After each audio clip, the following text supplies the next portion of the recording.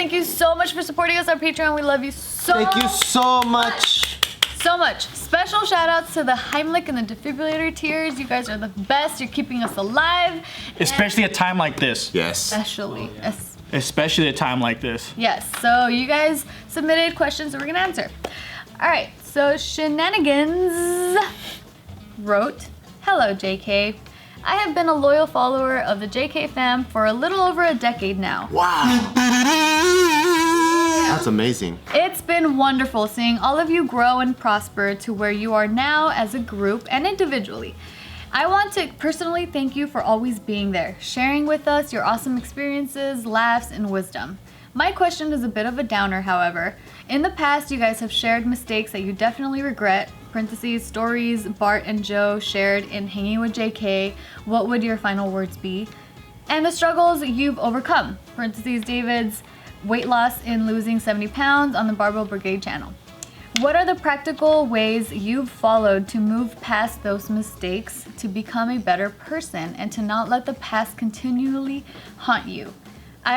I'm similar to you in the sense that quite a bit of the mistakes I've made have definitely been my fault.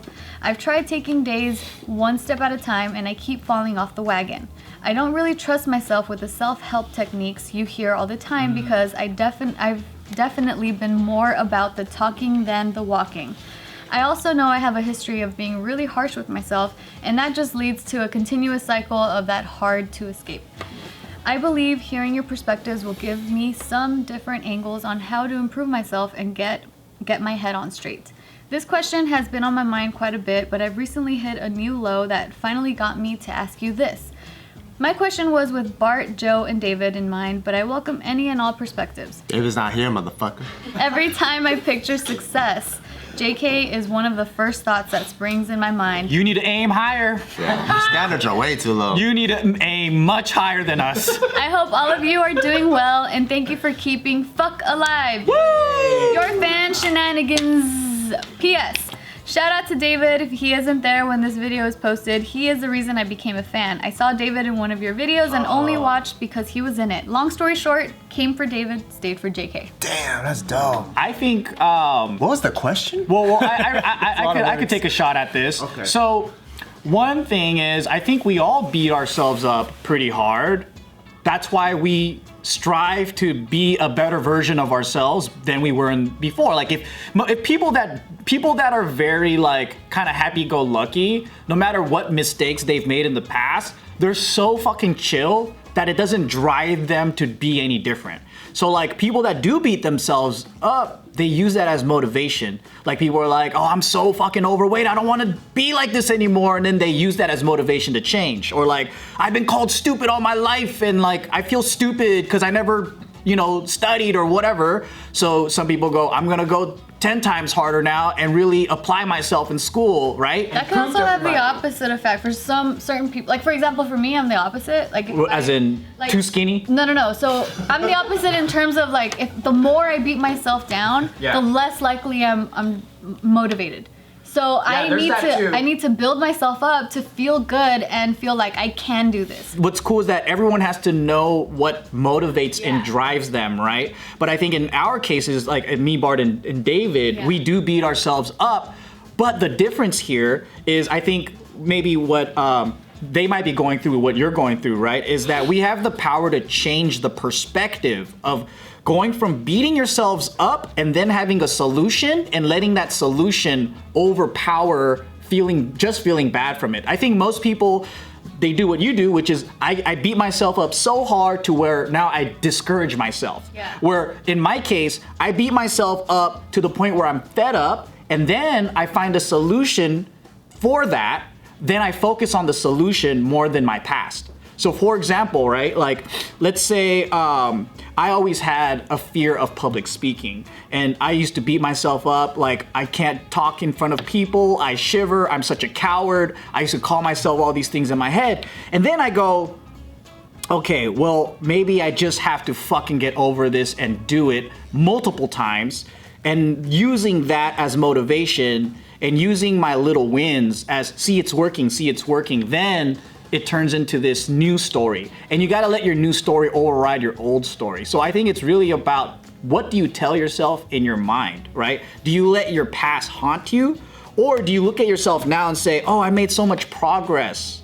Like, I did do wrong things, but I made so much progress now that I made up for that. And I think this is where people fail, is they don't see the progress. They just keep focusing on all the shit that they did wrong. I think like if you have like a plan, for example, like the way you just set it up, like the stages that you go through versus the stages that like someone like me. Most people get stuck. Yeah. So for me, in order to get out of being stuck, I need to motivate myself in the shit position I'm in before even looking at progress, because there is no progress.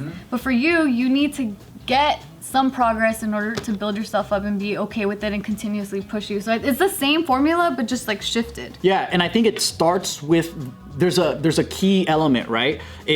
I think people that are more so in your shoes, they don't have the belief that things can be better. In my shoes, I'm frustrated because I believe things can be better and I'm not doing it. So I think the difference is, one is like, shit, it's not gonna work. I can't do anything about it. My past haunts me, versus my past haunts me. I know there's other people that are worse than me that did better. How come I'm not as good as them? How come I can't do better? And then that's where I think the difference is once you believe that you can do something about it, it just really unlocks a lot of shit within you. But that's where confidence comes in, and that's where the belief is like, I think confidence is all about knowing that you have the power within your own ability to get out of your situation. It's a good thing Joe's answering this, because the whole time when you were reading the question, I was like, if only somebody had a course that taught someone to be successful. What's the name of that? 90 days or something, you know? Crazy. But yeah, I'm just like Joe. I feel like if I go through a rough patch where I feel like something's not going right, I think to myself, I'm like, what can I do right now? No matter how like unrelated to the subject it is, I'll be like, what can I do right now to make a certain part of my life better? You know, like what can I learn? What can I like proactively try to do? Yeah. Like to improve at least one other aspect, and maybe it can like, you know, help my other part of my life. That's the reason why I even ran the marathon, because it's completely unrelated. But like, I think like no matter what, like you're gonna feel a period in your life where it's kind of down, or you're unsatisfied, or you're complacent or whatever. And no matter how much you achieve, like right now, all of our goals is to make a movie, right? And once we make a movie and it actually turns into work, and we make 5 movies, now we have a deal, and the studio's like, you have to make 1 movie every single year.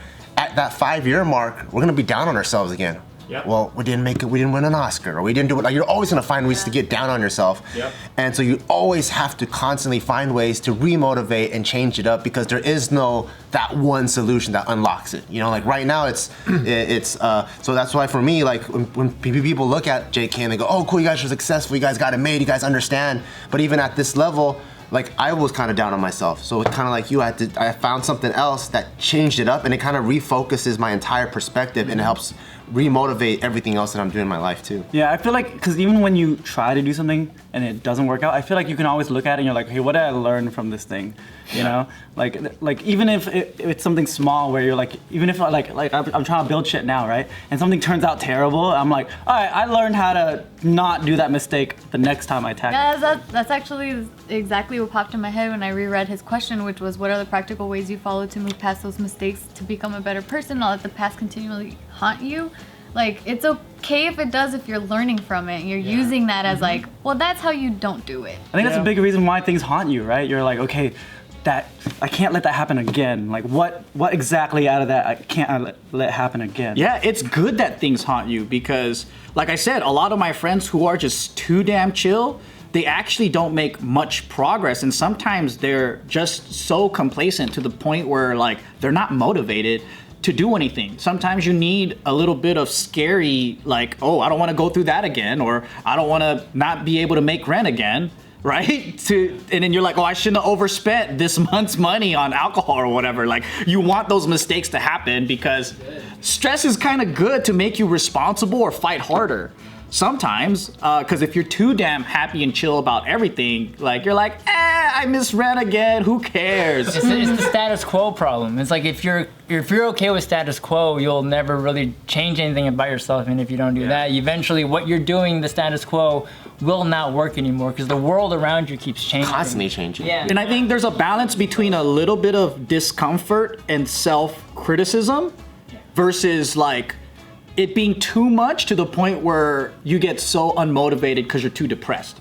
So like if you have just enough, but you spend a little bit of time there where you're like sick of yourself, and then you immediately can transfer that to now what you're gonna do. That's the key in how to be successful, in my opinion.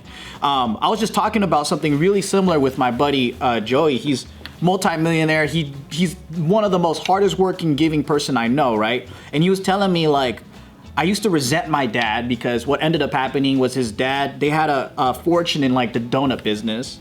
He got into some crazy gambling debt, like all this shit happened. Like they're being investigated by the FBI. There were mob people that were like knocking on their doors. Where's my money? All this stuff. So him and his brother. Sounds so cool.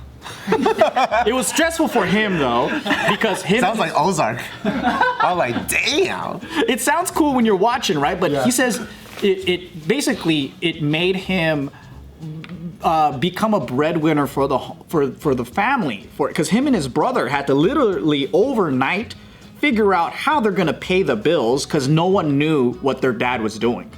So it was like shit just came crashing within a week.